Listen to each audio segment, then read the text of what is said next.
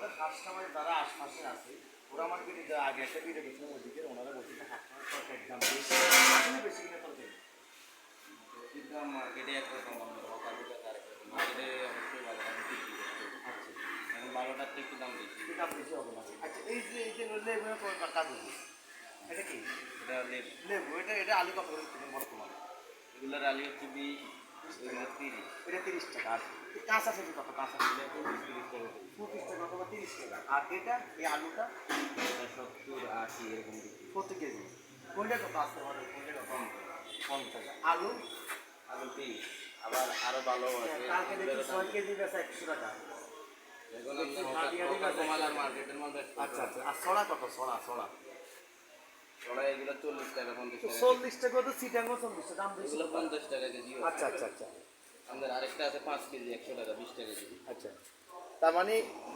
5 KG 100 টাকা আছে আবার কেজি 40 টাকাও আছে 50 টাকাও আছে ছড়ার মধ্যে আমগুলো লাল মার্কেট এটা 70-80 টাকা কেজি। ভাই আছে কি টাকা ওলা কত কি টাকা কেজি 80 টাকা তো আমার তো মনে হয় না যে আসলে কাস্টমারের তরকারির দাম বেশি তারপরে আপনারা যারা কমেন্ট করে বলেন আপনারা আমারও কমেন্ট করেন আসলে তরকারির দাম বেশি কিনা যেটা আমি অন্য জায়গায় প্রায় জায়গায় চট্টগ্রামে থাকি ওখানে অনেক বিরিয়ানি করি কিন্তু আমি দেখি সেম দাম 5 টাকা এদিকে দিব আর কাঁচামাল একটু বাড়ে কম এটা মাথা রাখবেন যে কাঁচামাল আজকে একদম কালকে আরেক দাম মিষ্টি বলে কিন্তু কাঁচামাল দাম বেড়ে যায় একদিনে 200 টাকা কেজি দিতে পারে। এখন মরিচে কেজি কত এখন 180 180 টাকা বা 200 টাকা প্রতি কেজি মরিচে কেজি আর কম।